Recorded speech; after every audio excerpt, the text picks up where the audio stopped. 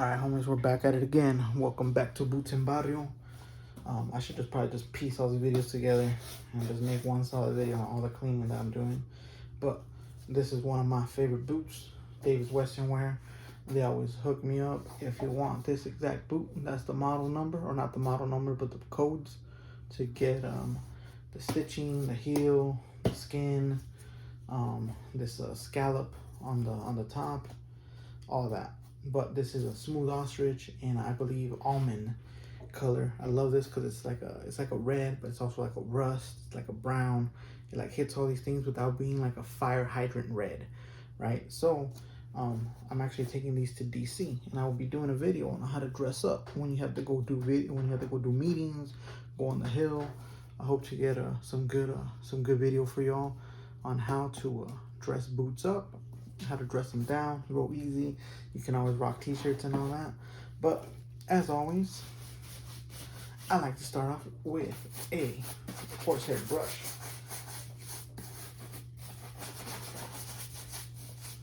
This is my favorite part of the process.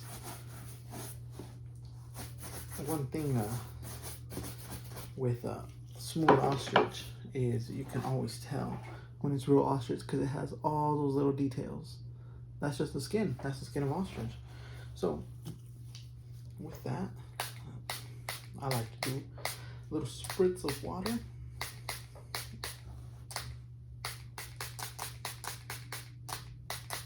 And grab our microfiber that we've been using.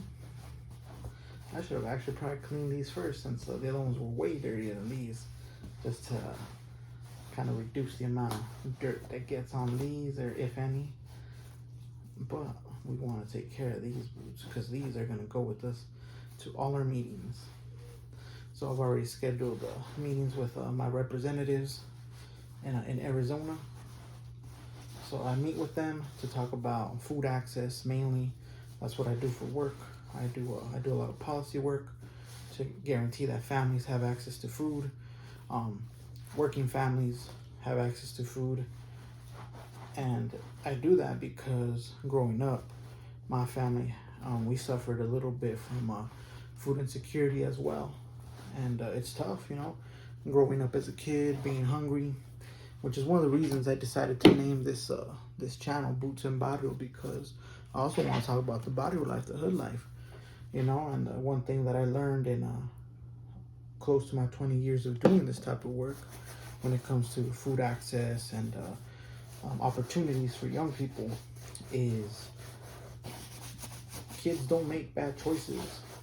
There just simply isn't a lot of good choices to make sometimes, especially when you live in a community that's been disinvested, ignored, or just oftentimes someone once told me, we don't work in that community because it's out of reach.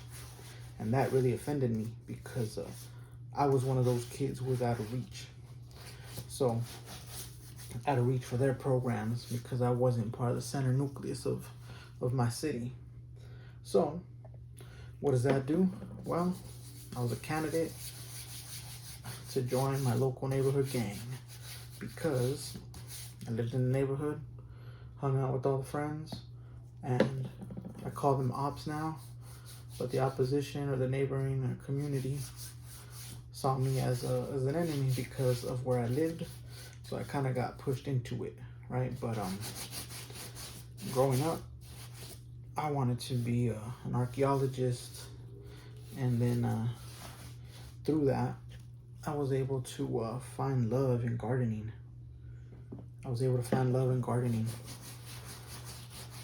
And I started doing that type of work for a really long time, installing gardens in schools, throughout Arizona, doing workshops, teaching teachers how to do it, how to incorporate it into the classroom. And I really love talking to the youth because they don't have no idea that this is even possible. I had no idea that what I do now was even an option. I actually already thought my life was already planned out for me, that I wasn't even going to be able to do cool things like this or even go to Washington, D.C. to advocate for families who need it. And a lot of the people that need this type of resources are actually seniors and veterans. especially in the rural communities that I get to work with and support. A lot of those folks, there's no opportunities out there. There's lack of jobs, lack of economic growth. So I get the privilege to represent those communities, my community, share my story, and share with people that that we need to do more for folks. And that's why I do the work that I do. So that's why I'm cleaning these ones up. I'm cleaning these because, one, I feel like they're my lucky boot. Two, they're gonna look fucking dope with the blazer that I got to be up on the hill, represent. And I don't like dress shoes, so I want to wear something good, something classy, something custom fitted. And this is dope. I usually wear the black full quill ostrich, but after going to pick up my coat, they were like, you should wear those red ones that you're wearing right now. Those make a statement. So I was like, you know what? I've never worn these to the hill. I'm gonna wear them. I've worn those cognac ostrich, and the black ones. Those are my favorite ones to wear. When I go out there, they stand out a little bit more. But these, they're not gonna blend, but they're gonna stand out, and they also represent Arizona, because Arizona is filled with working class people, filled with cowboys, filled with hood folks like myself, and it's a good mashup and a good blend. So thank you for watching. I'm gonna come out with some videos on how I pair these with all that, and I think we're pretty good. I'm gonna pack these up, stuff them with socks, and then yeah, I knocked out that weird thing that was on there. So once again, I appreciate your support. You know what? Give me a second. We're actually gonna put some cream on. I'm gonna go out a little bit more out on these almond red ostrich a little bit. So we're gonna put some cream polish.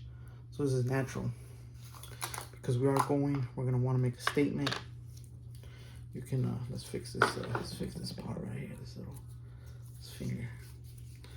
This one smells kind of weird, but you know what? Let's try it out on the counter. So every time I've never put cream on this, I think.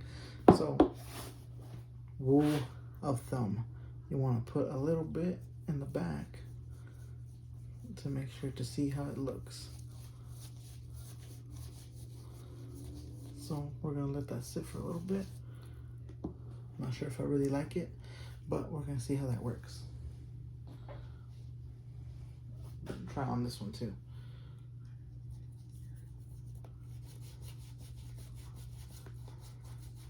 And the way some folks do this is grab a brush, and then we're going to, oh yeah, hell yeah. Hell yeah.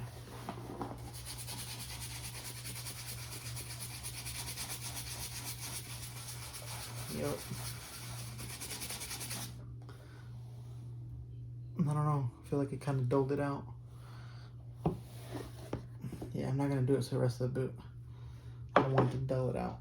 So that's one thing that you have to do it. I'm also flying out tomorrow, so I probably should have did this sooner. But we didn't, so we're here. Supposed to also wipe it off.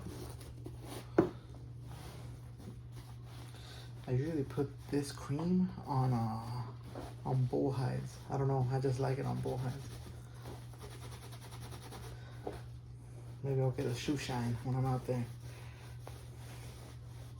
I don't know if they know how to shine boots though. That's the issue, right?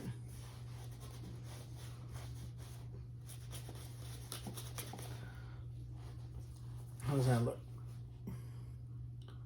That looks a little better, but yeah, I don't know if I'm gonna do it on the whole boot. Maybe, let's try a little bit.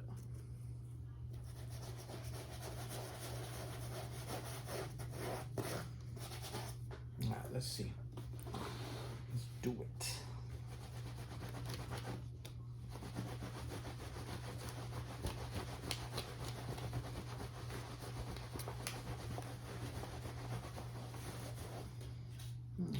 Give it a nice little, just a little bit. You don't need a lot.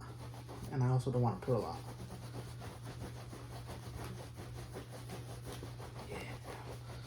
keep the boot on screen. How does that look? Just a little shine, but pretty good. Very nice. All right, y'all. Thanks for watching.